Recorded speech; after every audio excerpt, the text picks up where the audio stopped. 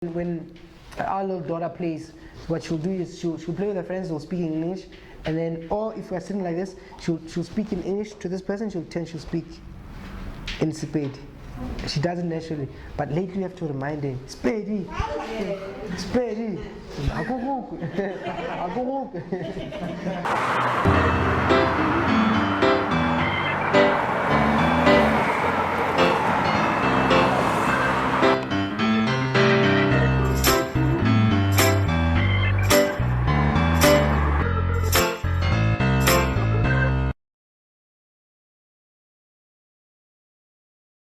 It is a gift because you literally give somebody a name and you give them the tools to survive life when you're not around.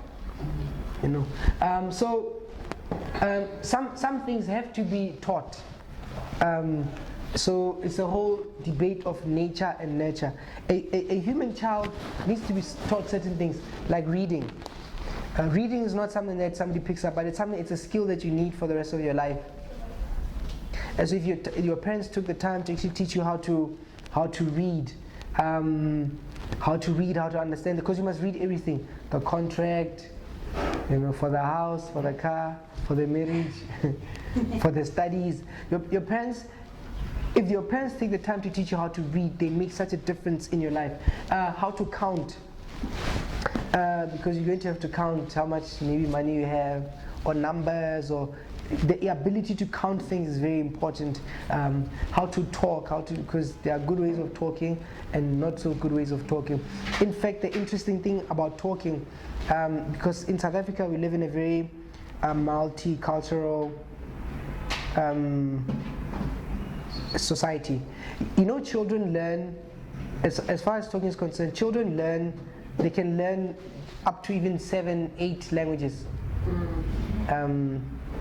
If each person decides, I'm going to talk to this child in English, and the one says, I'll talk in Sizulu, the other one says, I'll talk in Chinese or German or whatever, Tsonga, Venda. If the child can relate, can talk to the person like this, when they are young, when they're like 2, 3, the neurons in their heads, they're able to pick up all that information. So if you are consistent with the talking, the child can literally just speak languages. So 2 is the right age to be teaching another language? No, from the get-go. So if in like in my house, my wife is Zulu, so we decided. So I said let's speak Zulu because my wife's Pedi, Let it go. Let's just know. Let's teach her. So we decided to teach her Pedi. So we talked to her in Pedi, and then we had said when she visited her grandparents, they must teach her Zulu, but then they follow her. When she talks with her English from the daycare, then but we talk to her in Sepedi. So children, they associate. So you shouldn't change the language. So that's the trick. The rule is, whatever language you pick, stick to it. So if there are 3 people in the house speak 3 different languages, each person must stick to that one language. Then the child will be able to pick it up because they will associate. I speak to the granny like this, the daddy like this, the mother like this. Then the child will pick up the language. The language confusion comes in when you mix the languages. Then it sounds like they're working in the mind of Fanagalo.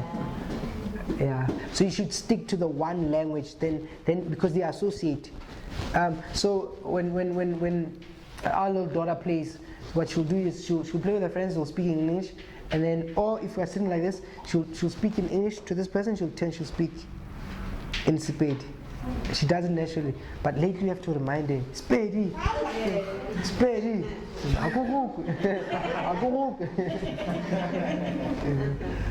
how to work with others. The world is moving in a direction where people need to be able to collaborate.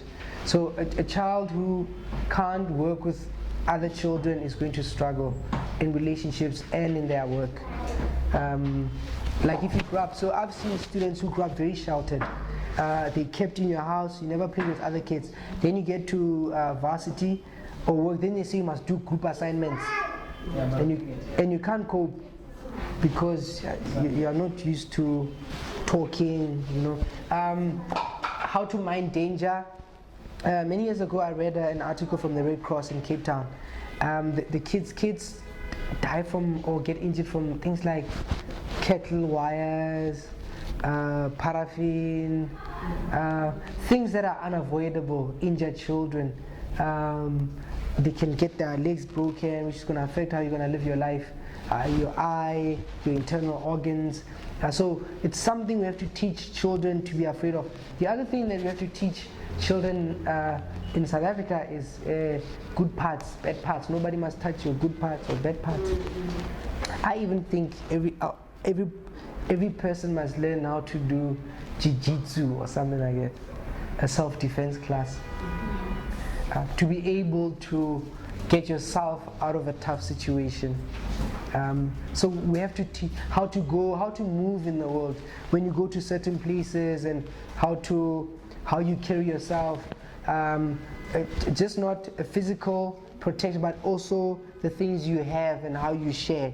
You teach your children how to keep secrets about money and business, and what needs to be private, what needs to be public. So your parents teach you those things. How to manage anger, I said. So particularly in our culture, it's a bad thing to be angry at your parents.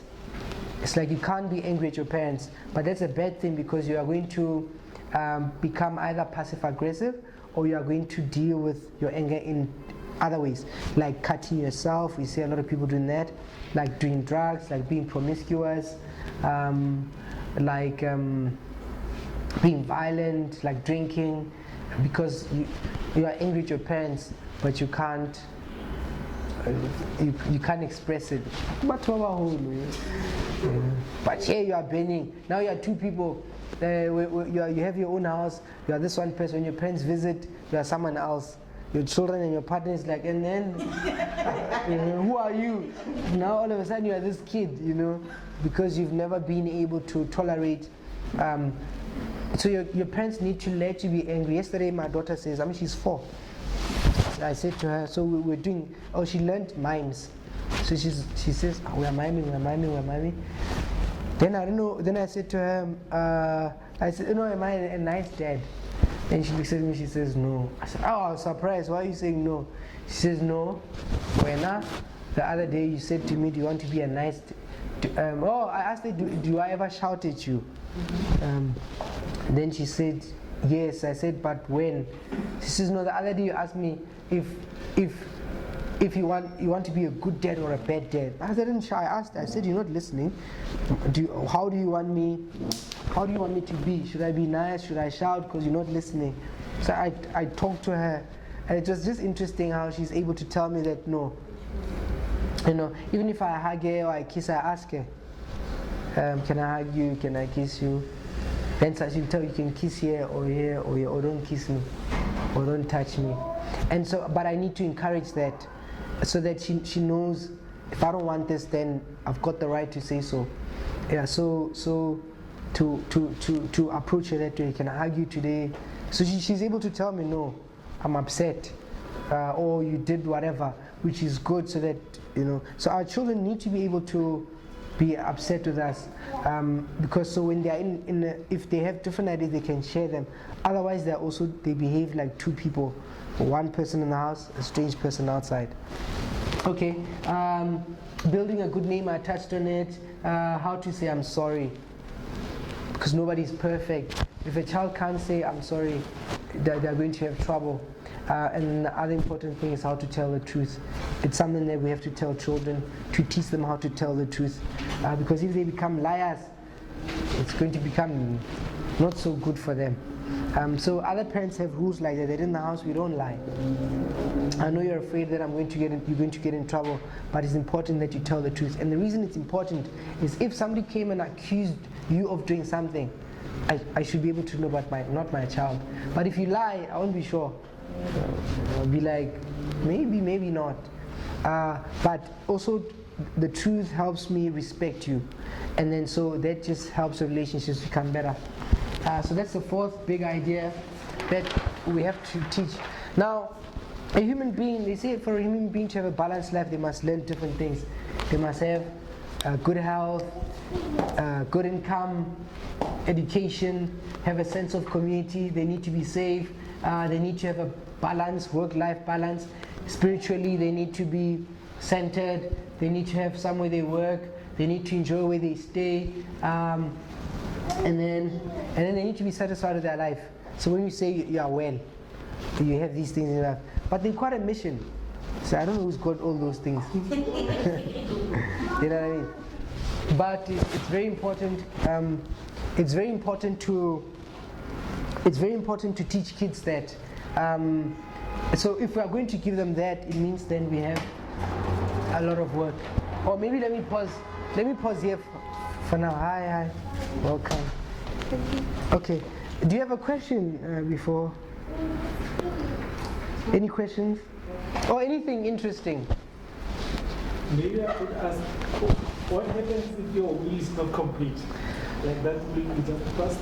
Yeah, it's not complete, but then some areas lacking. You know, as I said on the radio, when I said to Fresh that we don't have time to do everything. If you live till 8, you'll have 4,000 weekends, and not everything is a priority. And so if your will is not balanced, it means something in your life is missing. And to take it to parenting, most people don't spend time with their children. If you think about it, probably spend like an hour, 15 minutes. And of that hour, 15 minutes is, did you do the homework? And that's the interaction. And then they get to 18. And then you want to talk, because you're at that stage of life, you want to connect with the kids. And they say, no, we're coming back. We're just going such. And then you look at your child, you're like, who's that person? We never made time. So we have to have the, but also if you spend time with your kids all the time, then you can't afford things. Yes. To take them to certain places. You understand? So we have to think about it that, okay, I can be here all the time, but what are you going to eat? Where are you going to study? So we have to have that balance, and that's why when we share the load, it's a bit better. You know what I mean? So we have to have a work-life balance. And also when you're balanced, it helps you to raise your, because children are demanding and tiring. And tiring, because sometimes you'll want to say things to them. You know, and so if you're doing everything, you're working, you wake up early, you leave, you work, you come, you must clean, you must cook, you must. And then here they are, they come back, jab, quiet, you know. You start doing things like that. Hey! Just, you know, other parents give them something.